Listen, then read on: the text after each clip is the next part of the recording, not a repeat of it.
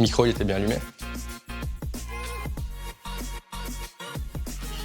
J'ai plein de tips sur comment bien utiliser les outils de type Sales Navigator. Je me rends compte qu'il y a plein de sales qui les utilisent très mal.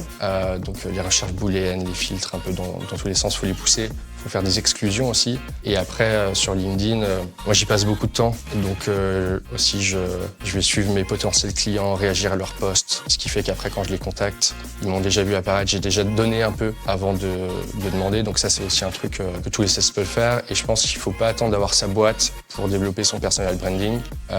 Les sales, vous pouvez le développer sur l'industrie dans laquelle vous bossez. Même si ça vous met dans une case, mieux vaut être dans une case que nulle part. Donc je pense développer ça et toutes les skills de copywriting qui seront développées sur une industrie, même si un jour vous les changez, vous aurez toujours les skills de copywriting. Donc allez-y, créez du contenu. Le challenge, j'aime bien la compétition. Le fait que dans le métier de sales, ce qui est génial quand tu as une bonne structure de variables, c'est qu'en fait, tu n'as pas besoin de négocier ton fixe. Tu peux tracer ta route et faire beaucoup d'argent. Donc c'est un métier qui est proche de l'entrepreneuriat. Pour moi, c'est ce que j'aime bien. Mon plus beau mensonge, c'est... on trouve 100% des numéros de téléphone. J'ai la ligne directe de Macron. Non. Je suis pas prêt à trahir mes amis, trahir mes valeurs, mon intégrité. Voilà. Pour moi, la vente, c'est un game sur 30 ans, 40 ans. Donc, je vais pas mytho, donc je suis pas prêt à tout. Non, j'allais même pas dire full and rich, mais un outil de sales enablement, certainement. Du coaching, en fait.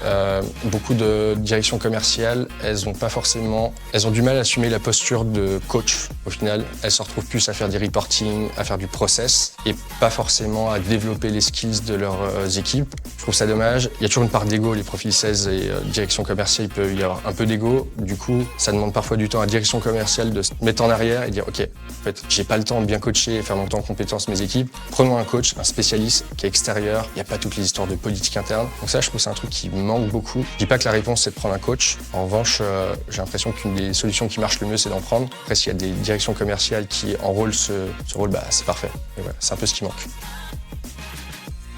L'écoute, je suis quelqu'un qui naturellement est intéressé de comprendre l'autre avant, donc j'ai une vraie écoute active. Je pense que c'est la meilleure skill sales.